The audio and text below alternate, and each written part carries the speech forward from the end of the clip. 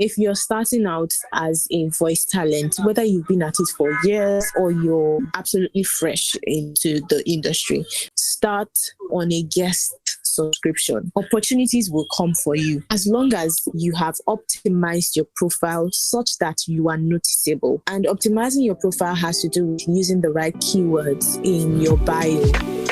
Hi, and welcome to the Everything Voiceovers podcast. I am Tcode, an African voiceover talent from Nigeria, and this is my podcast where I take on voiceover topics from an African perspective. On this episode, my guest today is Seyi Ajadge, also known as Seyi the Vibe. Seyi is a passionate female voice actor from Nigeria whose love for voiceovers and the business of the craft has driven her to pitch a tent on pay-to-play sites with a successful run. She shares with me what it takes to become a successful voiceover artist using pay-to-play platforms. Sit back and enjoy this episode. Hi guys, welcome to another episode of the Everything Voiceovers podcast. Yes, I'm Tcode, your host, and as always on this podcast, I have guests that we talk about voiceover related topics together. Now today I have here with me a brand storyteller with almost 1,000 scripts of voiceovers to her credit, ranging from radio and TV commercials, audiobooks, corporate videos, award announcements, promos, and more. The interesting thing about this lady is that she has just over 3 years of experience in the voiceover industry, but she hasn't left without making an impact, pulling major gigs from across the world via pay-to-play sites, delivering projects in English, Yoruba, Hausa, and Nigerian Pidgin. Ladies and gentlemen, I present to you the talented Seyi Ajadge, who we all know as Seyi the Vibe. Seyi, it's a pleasure to have you on this podcast. How have you been? Hi, Tcode. Thank you for having me. It's a pleasure to be here. I've been good. Finally, we are here to talk about demystifying pay-to-play sites. It's a topic on my mind for a while now. Some of us have been on this voiceover space for a few years, and we have this sort of skepticism about pay-to-play sites. Some things are unclear. Some of us have tried, and it still seems not to be working. So I'm happy to have you here because you have a proven record of success in that field, and that's what we'll be talking about. All right. Great. That. Thank you for having me, I must say. That's what this podcast is all about. We have to help ourselves as Africans in the voiceover space. And so let's get into the gist. I started something on my last episode where I realized that because this podcast is for an African audience, I'll get to have fellow Africans whom I'm not familiar with their names. So I would like my guests to explain the meaning of their names and how the names are being pronounced properly. Oh, right. So yes, we call you Seyi the Vibe as a nickname, but your full name is Seyi Ajadge. Did I pronounce that right? Yes, it's Seyi Ajadge. Actually, my full name is Seyi Ajadge. But I shortened it to Seyi because, I don't know, by default, everybody calls me Seyi. Everybody has always called me Seyi since I was little. And I feel 2 syllables are easier to pronounce for people than 5, 10 syllables, So it's better to just say Seyi. I see. Yeah. So what of your surname, Ajagbe? What does it mean? Oh, Ajagbe. So it means someone who fights and gets away with stuff. Yeah, so people who bear that name are Balogun-ish in the Yoruba kingdom.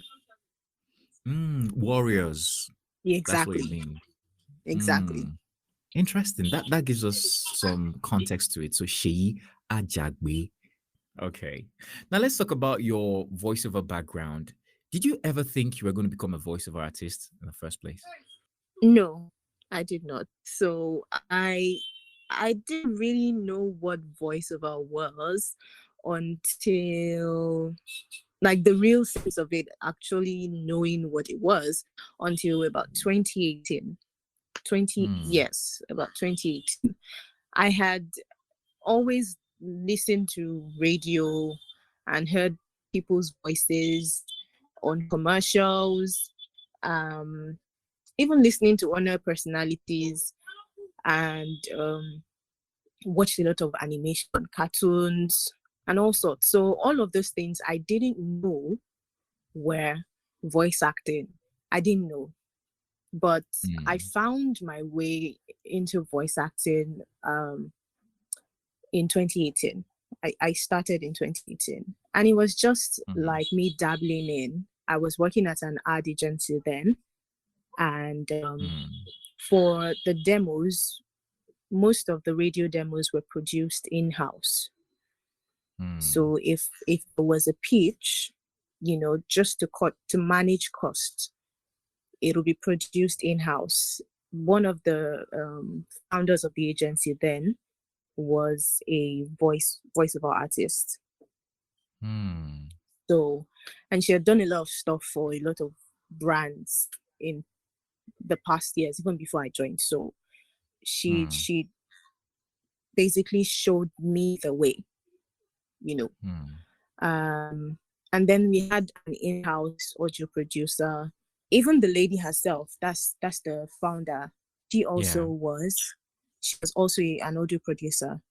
That was the beginning for me, actually. I'll say that's a good beginning, being in the crux of where this whole thing works. You're voicing with experts, you have the right gadgets to work with, you have professional audio engineers. That's the dream of many voice actors, really, to start in that kind of.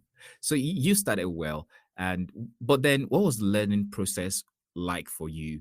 Was it that you just caught up almost immediately, or you had to pay to learn or do some research? How did you develop that skill, from realizing you had a great voice to becoming the talent you are today? Okay, so from doing the demos for commercials that we had then to actually hearing my voice on radio for certain ads, I started to get more curious. I was like, I think there's more that I can use my voice to do. There has to be more. It can't just be these announcements type of radio ads or just this occasional, conversational ads that I'm doing on radio. I think there's more. Plus, I was also curious about side gigs, monetizing that talent, since I had already discovered that there's something for me that I could find my way when it comes to voiceover. So I started to think curiously about it. Then I decided to go for a course after 2 years. In December 2019, I reached out to the Voiceover Academy. And then by January, I had started the pro course weekend. It was very tasking, but I was determined to just find my way somehow. I felt like, what's the worst that would happen? I would pay this money, do the course, I would find out great things or learn stuff. If it doesn't work, I would maintain my job. And if it works, then maybe I might find another source of income. So, but I just wanted to make sure that I had explored it, because I was at a point in my life where I just feel like I want to do as much as I can with all the skills that I feel like I have. At the end of the course, I found out like there's more that I can do. I could already see myself doing so much. The gigs didn't start coming immediately, but I made up my mind that before the end of that year, I had to make back the money that I paid for the course, because it was a loan from my dad. Oh, wow. I see. Yes. Yeah. It was a loan from my dad, and I made up Shout my out mind to I dad, have by to the pay way. him back. You had a good start compared to many voice talents out there who go to train, and they still get to manage with some little gigs here and there. You started from an ad agency, you got to a good institute to train you, and then you started off with an ADR. Wow, that's something. And Yeah. it's been a great it's been a great run for you from what I see. So when did you Yeah. start applying or using pay-to-play sites? I started in 2020. I officially registered for the Okay, first you know what, pay-to-play Shay? site. Apologies for cutting you there. It just occurred to me that not everybody would know what a pay-to-play Site means in is this right. context. Yeah, context. So, do you mind telling us what a pay-to-play site or platform means?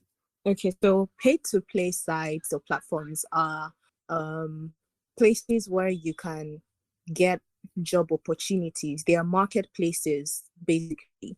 Marketplaces for creative talents generally to get jobs, opportunities to get jobs, Mm, basically. So there are many, and some are particular to niche, and some are general.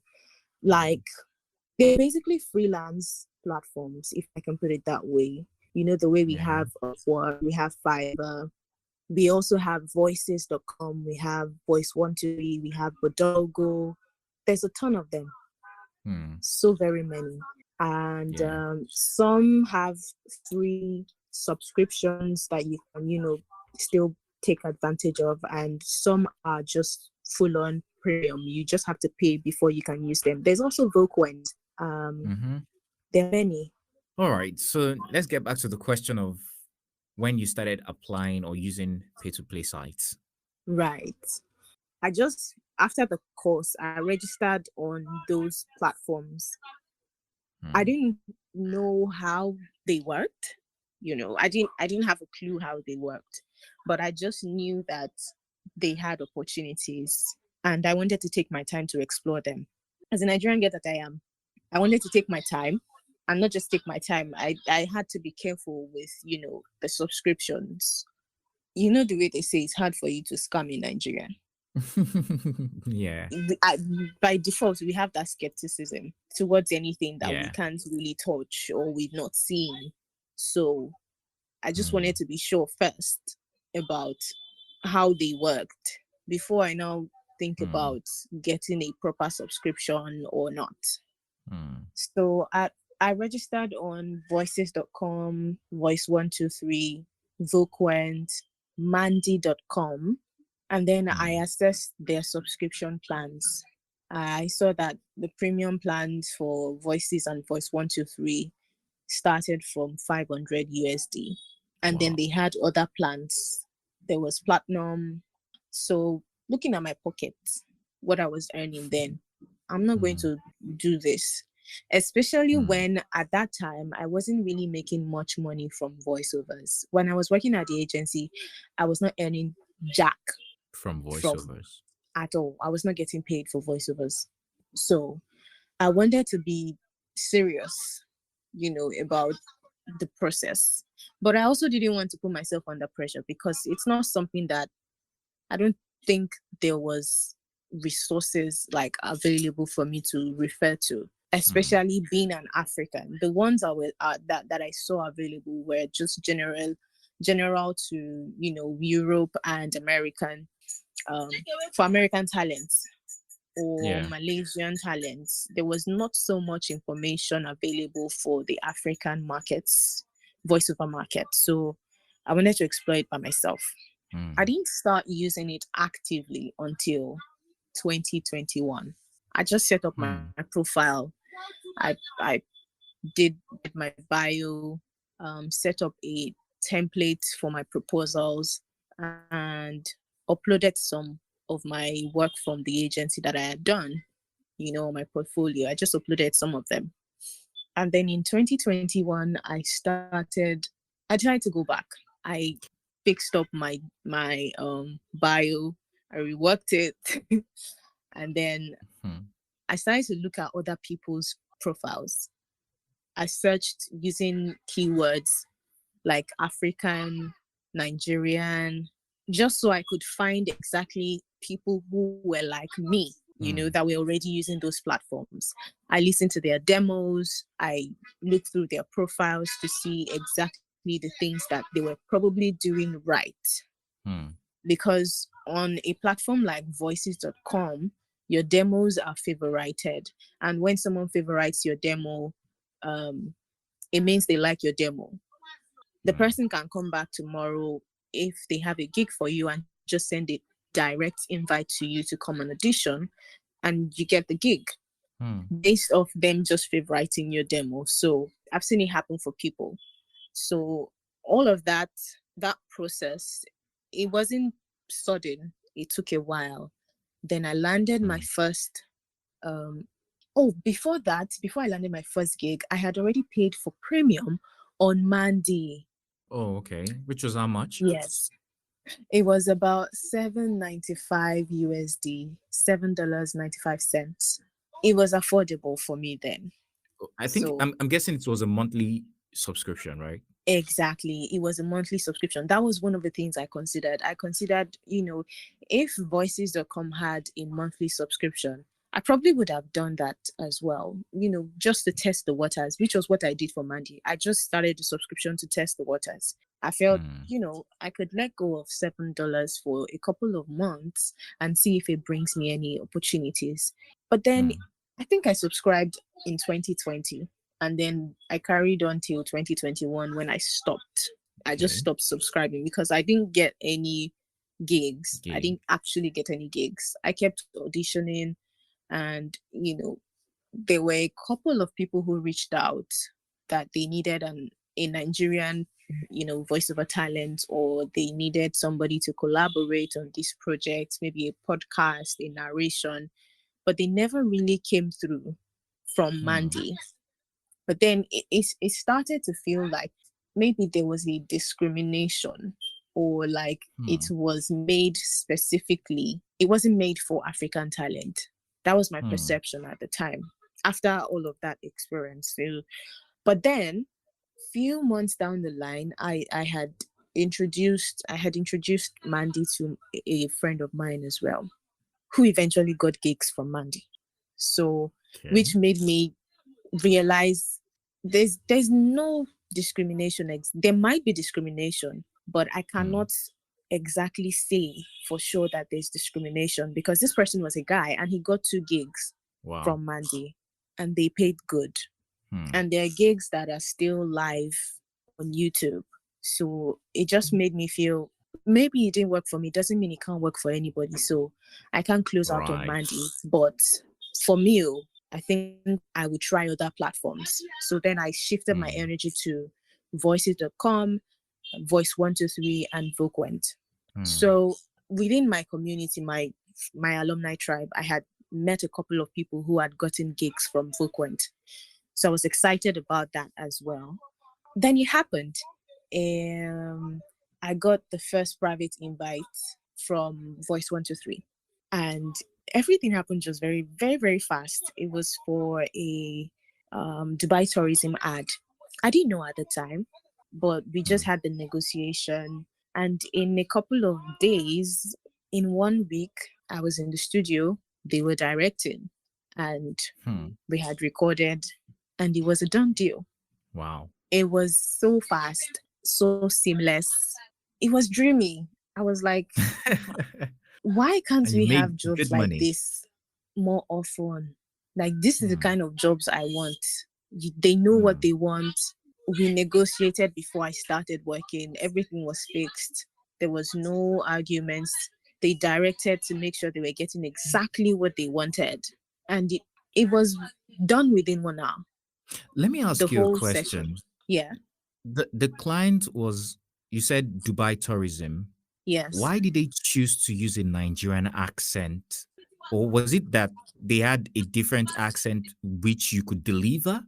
So the ad was to be exposed in West African countries, West African and a couple of West African countries, and I think Kenya. So they wanted someone who sounded as African as possible. And a lot of times, some clients believe that the Nigerian accent is the most neutral of all African accents. So they decide to opt for, some clients believe the Nigerian accent is the most neutral. So they decided to go for a Nigerian accent. I It see. wasn't I see. aired in Nigeria actually.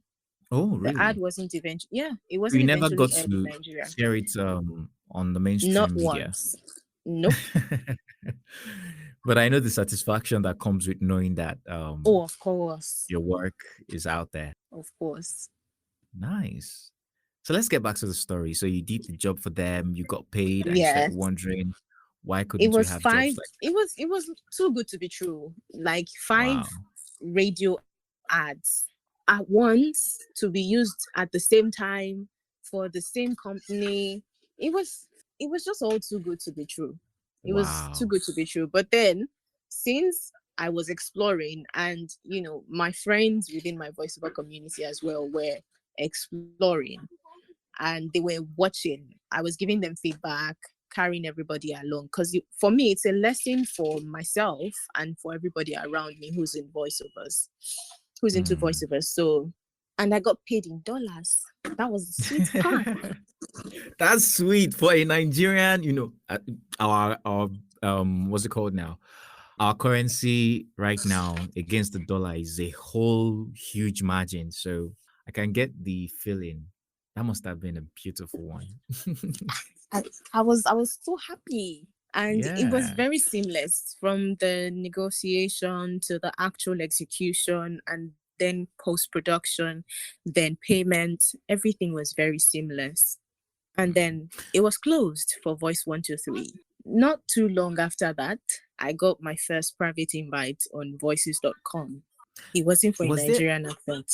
hold on a second. Was there anything you did before you got those invites that you can say, oh, so I looked at it and I said, let me change this. And when I did that, or when I added this demo, I got that invite. Or you were just there waiting patiently, checking your mails, checking the platform.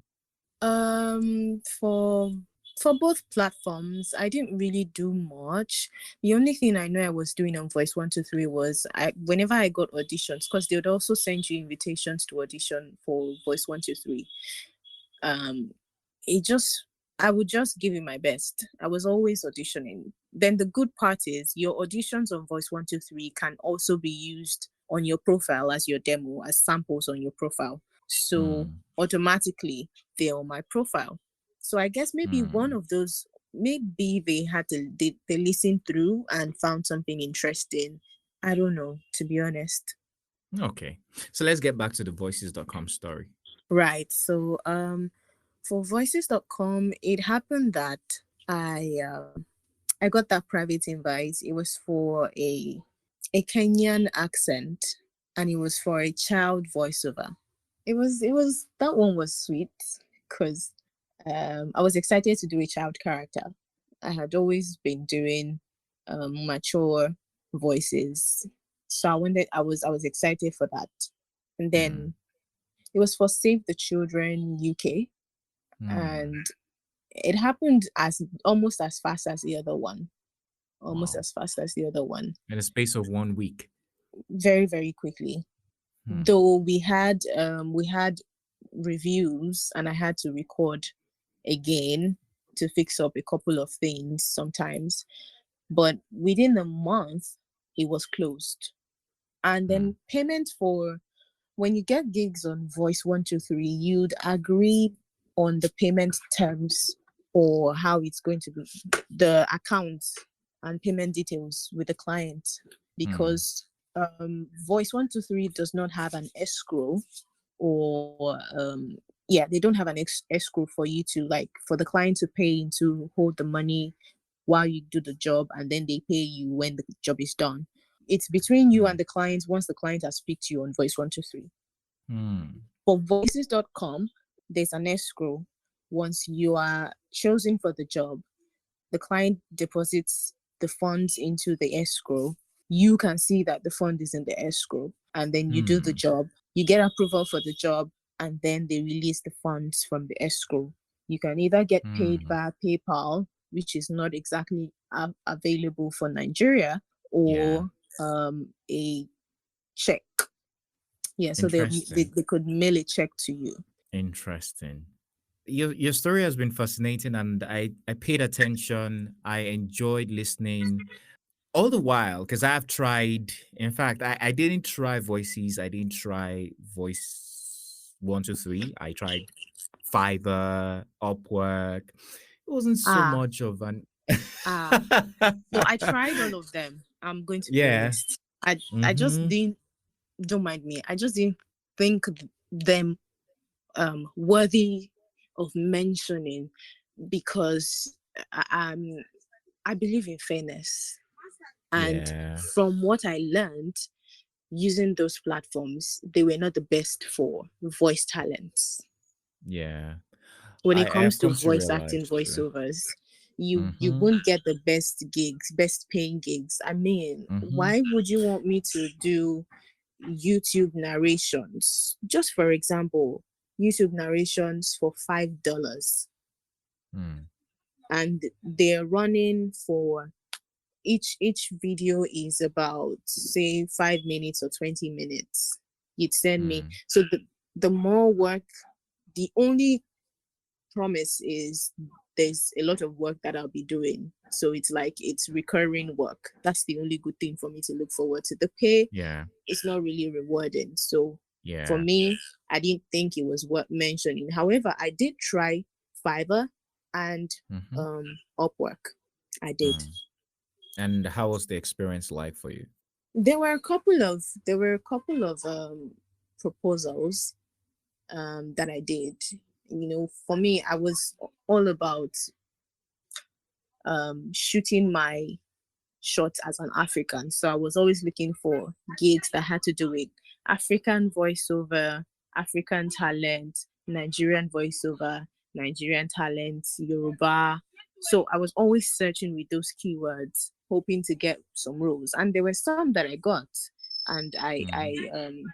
I did the proposals. However, they didn't come through, and Mm. I didn't take them in bad faith. I just felt like maybe this is not for me. Mm. We move. I see. I see. I see. In my own case, I would admit that I didn't do enough research. Maybe that's what happened because I started off with Fiverr and Upwork, and it was like you kept laboring to find jobs, and then you find a job and the price is just so ridiculous, and you're Yeah, wondering, if I don't take this, I'm not going to get enough ratings, so let me just take this, let me just, and then you keep asking yourself, when is it going to get better? And then the competition is very fierce because exactly. there are very little jobs for Africans, and the ones that are saying American accent, Canadian, Mm-hmm. British, whatever it is, you have enough of people in that In categories. that You have space, people exactly. So there's it a was ton a of people who are native speakers already, let alone exactly. you who is trying to make an impression. So I didn't even make good, except for a few clients whom they were impressed by what I did and they decided to connect with me off the platform. Yeah, Aside from that, it wasn't nice, and that really affected the way I viewed pay to play sites. I just felt like, no, these things aren't.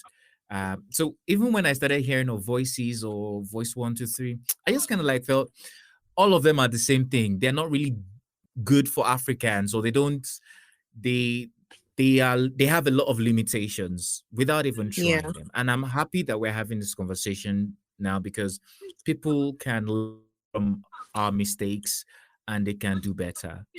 yeah, So you've been able to, you're a living testimony that these platforms, they do make some money for African talents. Also on this podcast, on an episode, I think that should be episode 4, I had Jamaldine Voice, who is yeah, also a big shot on these platforms. So it's no question that if you are consistent and if you are good with what you do, you can make money from these platforms. yeah. I want to ask you, what do you think about? Would you say the platforms offer enough jobs for Africans? Because I know that Mm, one of the setbacks is that people would say you get there and 80% of the job you're seeing doesn't look like something you would be able to do. okay. So when I started, I felt that way. Mm. especially because I was on a guest subscription, which is the free one, where you don't, you see the jobs, you see all the jobs, you might be a good fit regardless of your accent. That's the good thing about voices.com. There are some jobs you see that they're open to all types of accents. Right. So, but initially on the guest subscription, you'd see the jobs, but you can't apply to those jobs because you're on the guest subscription. So I used to get paid. Why? I can't even see the description of the job because I don't have premium subscription. It's only open to people who have premium subscription. And then the same thing applies on Voice 123. So I'm not going to say there were no limitation, because I felt that way when I started as well. It took getting those invites, getting the private invites to audition while I was still on a guest subscription to convince me that there was an opportunity for me on voices.com. The same thing for Voice 123. It took that to convince me. But for Voquent, I didn't need much conviction on my side. I didn't need anything to happen for me before I would, register on Voquent or upgrade my profile, like update my bio, submit demos and all that for Voquent. Because I had seen people within my community get gigs from Voquent. So I was already assured when it came to Voquent. But for Bodalgo, Voices.com, Voice 123, I wanted to be sure. And I just felt like the worst that could happen is I will be on this subscription for another year. That's the guest subscription. And I will not get anything. But I will still see, maybe I can save up, because I was doing, the dubbing project I was on was for a while. It was running for a while. So I was still getting something. So I was like, at worst, I would keep this money and save up and find a way to get money to pay for premium. Maybe that might help me, especially because my Mandy premium subscription was still on and I had not gotten anything. So I was in the mood to try for premium on either Voices or Voice 123. So months after that first gig, I got another one. I think in August 2021, I got another one. And that one too was very seamless. They wanted a Kenyan accent. My voice she preferred my voice from first, from the audition that I sent. So it was like they used my voice to search for the other talents, because it was supposed to be a conversation. And then they used my voice to search for the other talents that would match my voice. But she was like, my tone was perfect for what she wanted. And I auditioned for the supporting character. She said I should take the lead character. Wow. That she preferred my voice for the lead character. And then we had the session, they directed. In 2 takes, we were done. Wow. And a month or 2 after, the job was, made public. And it was exciting. That was enough to convince me to want to go premium, because it was like there are more people using voices.com who want African talent. And something worth noting is both jobs were for NGOs. One was for Save the Children UK, the other was for Help Age International.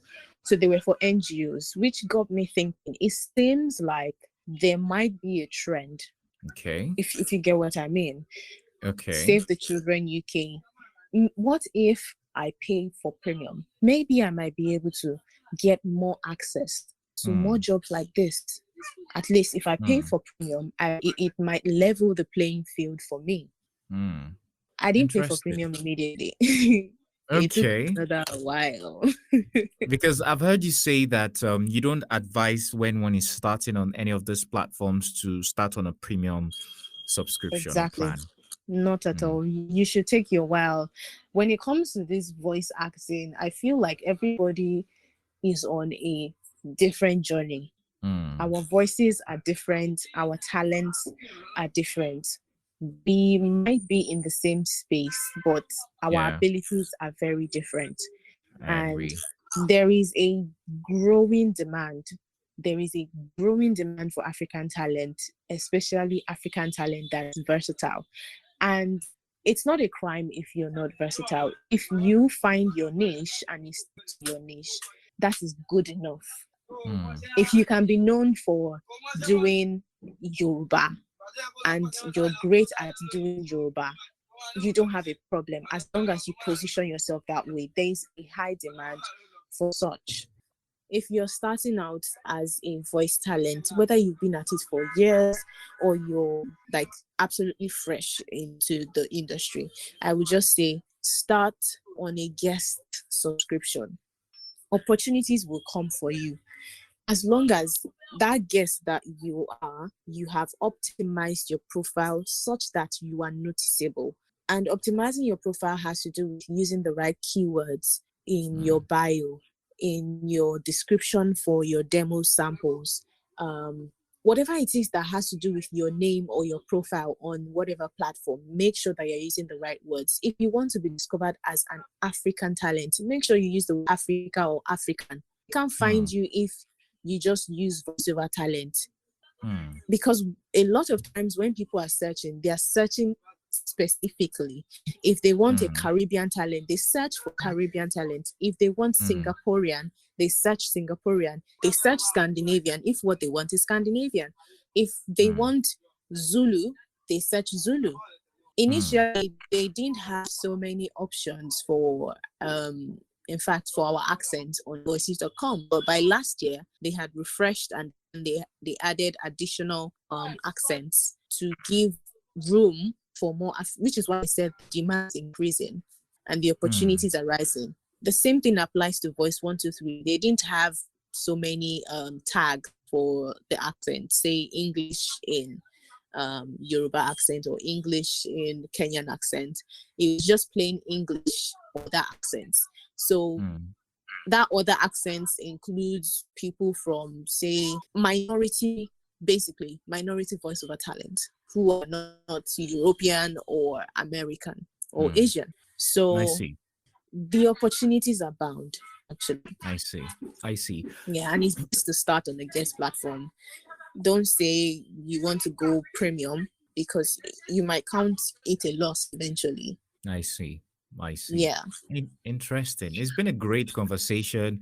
I look forward to another time when we get deeper into pay-to-play sites, talk about branding, talk about using keyword and positioning generally.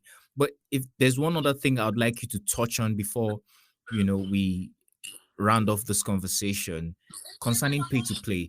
We know that PayPal payment is not currently active for Nigerians. How then do we process payments via those platforms? How do you do that? So when I started getting gigs, I just used a friend's PayPal, someone who's not in Nigeria. I used their PayPal ID. The person who received the money on my behalf and then send it to me via World Remit or Sendwave or whatever platform was available, or send directly to my bank account in Naira. But over time, complications, the monetary policies change worldwide. The person I was using at the time was in Paris, and then there was some issues and I didn't want to be a bother. So I had to find someone else. So the same thing for my friend who uses the platform. He has family abroad. So just advised, find someone who's not in Nigeria, who can use PayPal freely, and then let the money be sent to their accounts. And you can get your money from the person. That's it. You just need to make that arrangement with the person. Interesting. It doesn't have to be that complicated. It doesn't have to be complicated. The other way they pay is via check, and they don't mind delivering. But the fastest and the most reliable, the safest way is to receive your money electronically. So just use the PayPal option. That's it. That's for voices.com though. For Voice 123, And I think for the other platforms, you can use some of them do wire transfer directly to your bank accounts, and some others allow you to choose how you want to get paid. Yeah. Fantastic. Wow, thank you, Seyi. It's been incredible talking to you about pay-to-play sites. Before you go, right, let's just do a little bit of you again. Tell us quickly your top 3 voiceover genres. Ah, so I love narrations. I Okay. love narrations in whatever form. That just Wow. covers it. I love narrations in whatever form. Explainers, e-learning. I did e-learning for a long Audiobook. time last year. Wow. Explainers, e-learning, audiobooks, documentaries, docu-stories, whatever narration it is, I'm your girl. Mm. I love it. Um, I also like anything that allows me to act, anything that allows me Okay. to, so say commercials. Okay. Yeah, I love commercials. But one thing I'm excited to explore, I'm very excited to explore is like animation. I also love dubbing, ADR. Yeah, yeah, I love dubbing. I love ADR.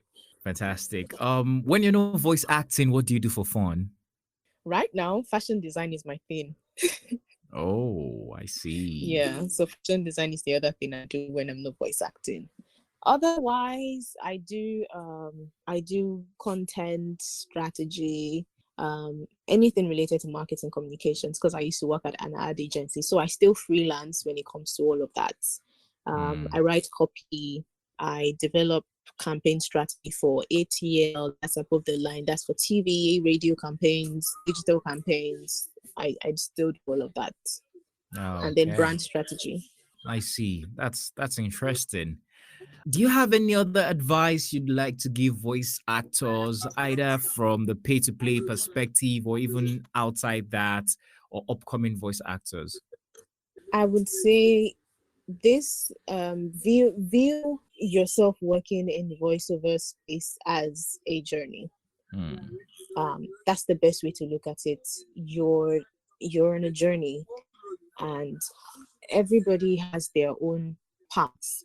You have your own path. It's very easy to be distracted, to be discouraged, especially when you see people who you probably started at the same time or started before them getting better gigs or doing way better seemingly than you're Hmm. doing.